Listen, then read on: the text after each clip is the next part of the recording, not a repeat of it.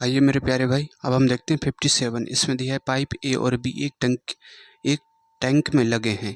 ए filling pipe है, B का उपयोग उसी दर से भरने या खाली करने के लिए किया जा सकता है।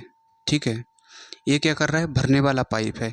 ठीक है, और बी का उपयोग उसी दर से भरने या खाली करने के लिए किया जा सकता है। जब बी का उपयोग भरने के लिए किया जाता है, मतलब ये तो काम करता ही करता है। ठीक है, ये भरने वाला है। और फिर कह रहा है कि जब बी को भरने के लिए उपयोग किया जाता है, ठीक है, तो ये भी प्लस होगा। भरने के लिए उपयोग करने के लिए तो टैंक को भरने में टी समय लगता है, तो इसको कितना समय लगता है दोस्तों, टी समय लगता है।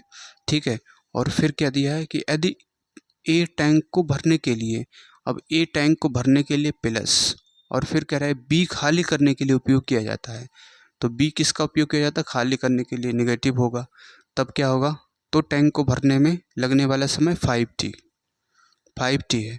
ठीक है, तो यहाँ से एफिशिएंसी हम देखेंगे दोस्तों, यहाँ से टोटल वर्क हो गया 5, इनका लासा लेंगे तो 5 आएगा,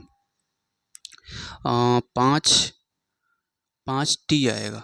ठीक है, तो इसकी इफिशियंसी कितनी होगी, 5, और इसकी इफिशियंसी होगी दोस्तों 1, ये इनकी इफिशियंसी हो गई। तो हमसे पूछा है ए और बी की दरों का अनुपात। दरों का अनुपात का मतलब क्या है, एफिशिएंसी पूछा हुआ है।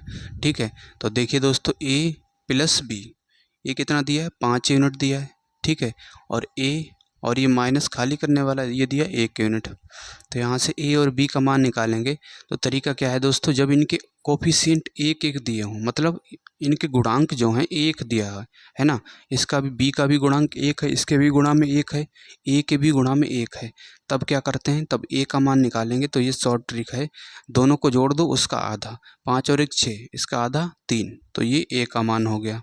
ठीक है, अगर बी का मान निकालना है तो दोनों को घटा दो, उसका आधा, 5 में से 1 गया 4, 4 का आधा 2।